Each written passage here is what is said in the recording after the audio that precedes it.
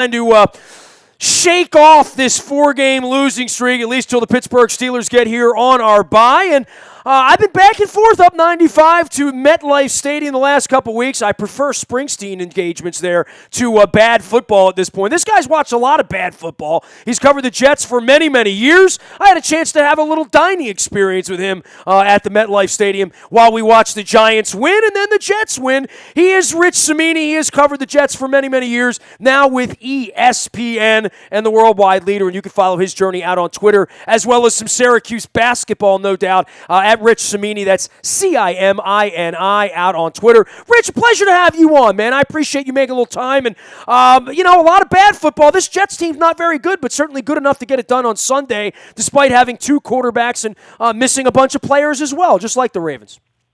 Yeah, not missing as many as the Ravens. Two quarterbacks, a punter who catches and then fumbled again on this.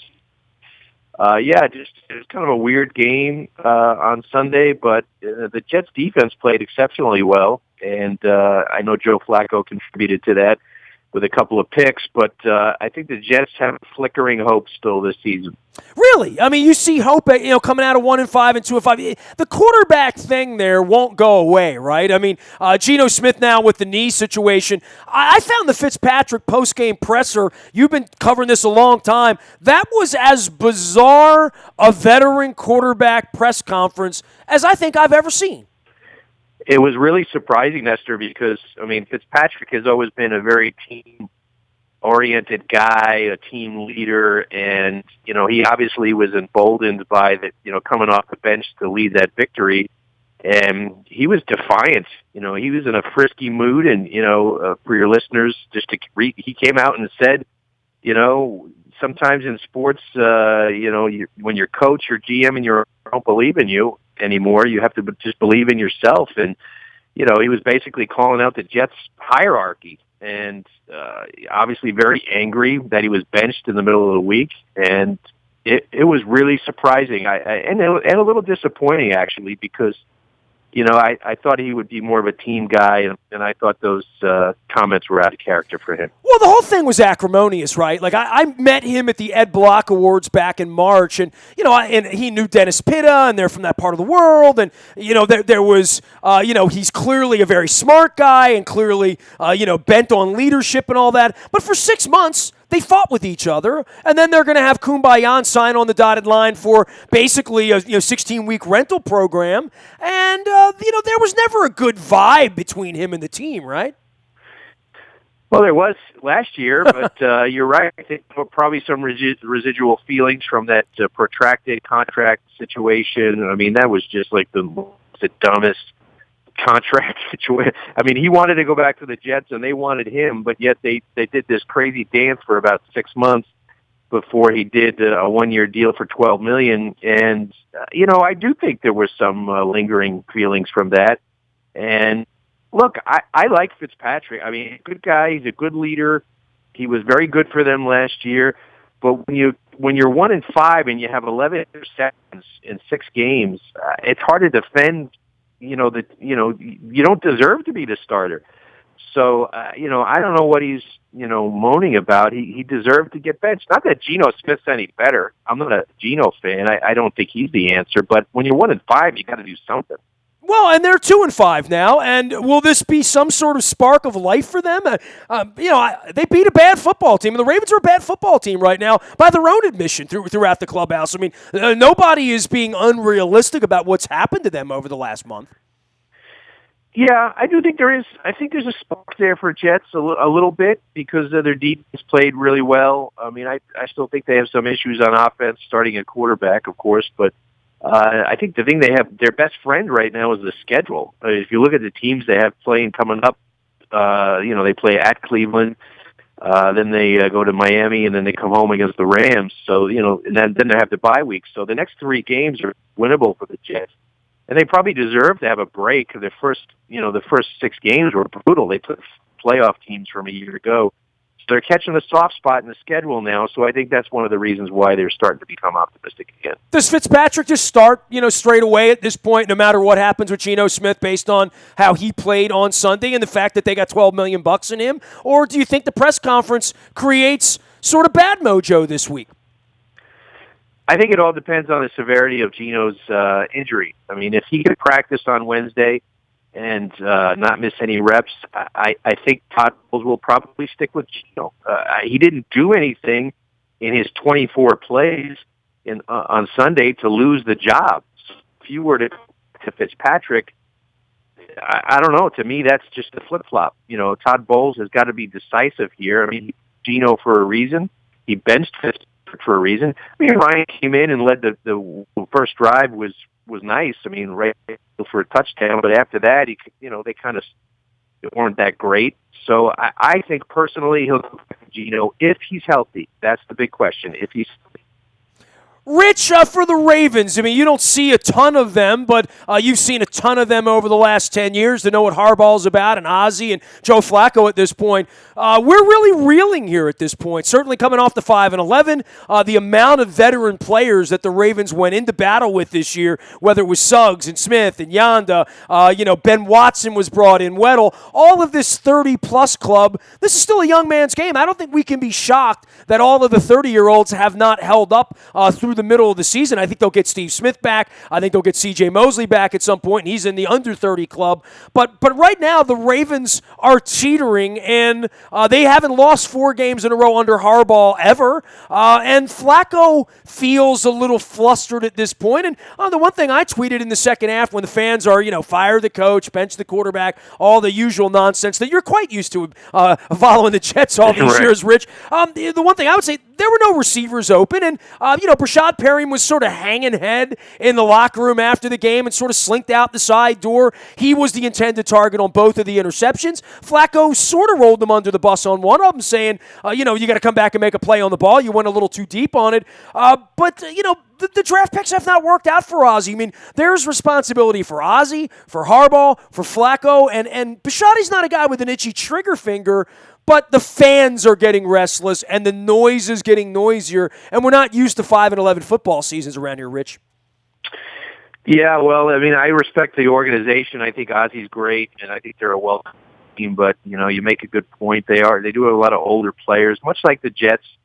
And, the Jets have, I think, 13 guys who are over 30, and, most of their, many of their best players, so-called best players or most accomplished players are over 30.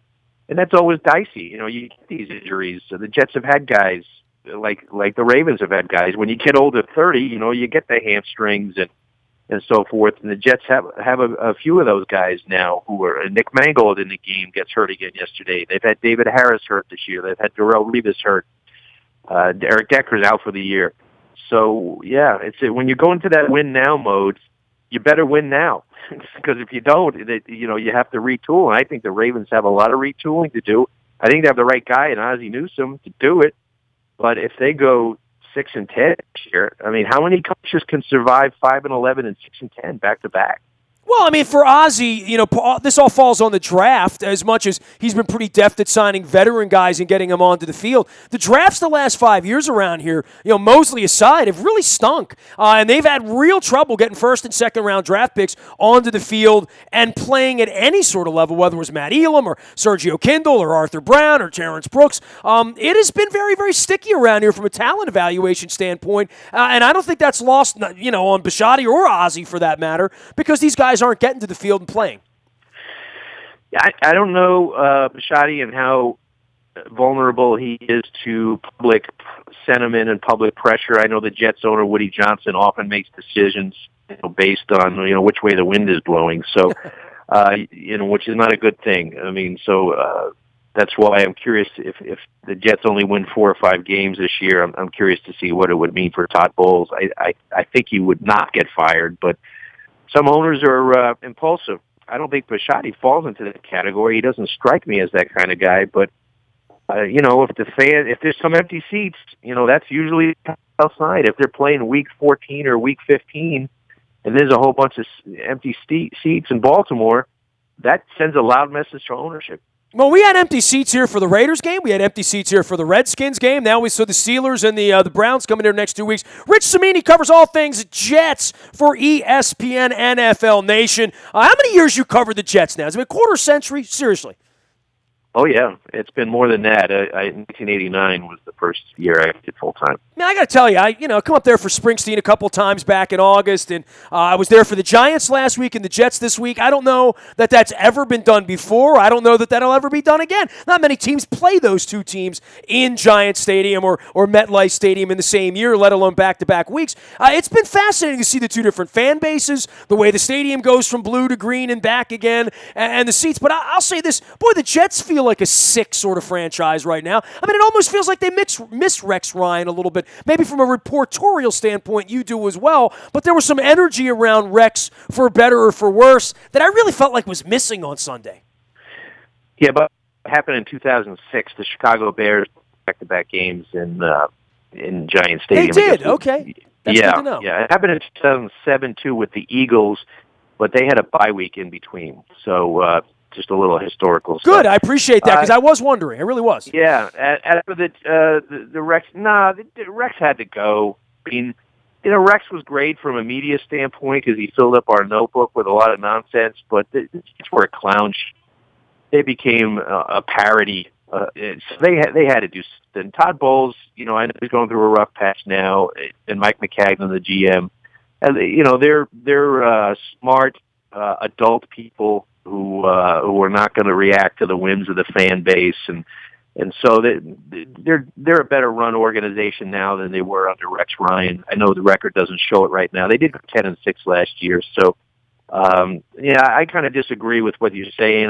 Rex was good for a couple of years, but that quickly wore off around these parts. One guy that I saw that, it's obvious when a noon one runs away from everyone, you see sort of the talent burst there and the amount of speed that he had. Those are very fast guys chasing him.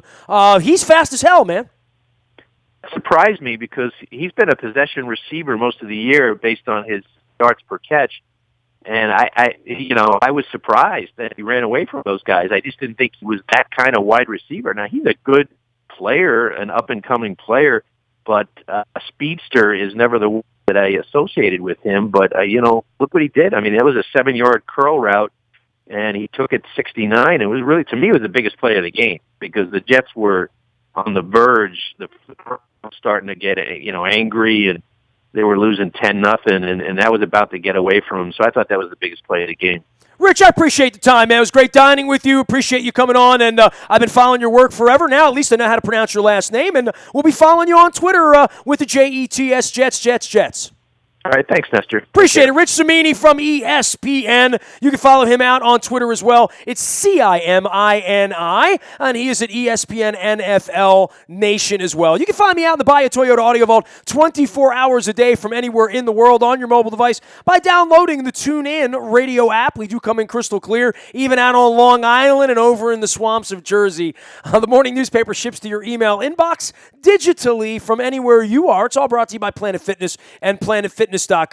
And last but never least, if there's any breaking news, we're waiting for the Orioles to name a pitching coach. Obviously, with the Ravens in the bye week, there'll be some maneuverings and some injury reports. All of that comes to you first on our breaking news service, our WNST tech service. It's all brought to you by Coons Ford of Security Boulevard. And Dennis Kolatzos will be here with the SSV on WNST on Thursday from 3 until 5. We're at Buffalo Wild Wings every Monday night at B-Dubs Owings Mills for the best seat in the house promotion. It's all brought to you by Fully Loaded Transportation. We pick you up in a limo, bring you over to B-Dubs, give you a $100 gift card, eat your face off, watch Monday Night Football. It's a lot of fun. We also have our Blazing Wing Eating Challenge on Monday nights at Buffalo Wild Wings in Owings Mills. I am Nestor. This is WNST.net, AM 1570, and WNST Towson, Baltimore. And we never stop talking Baltimore sports.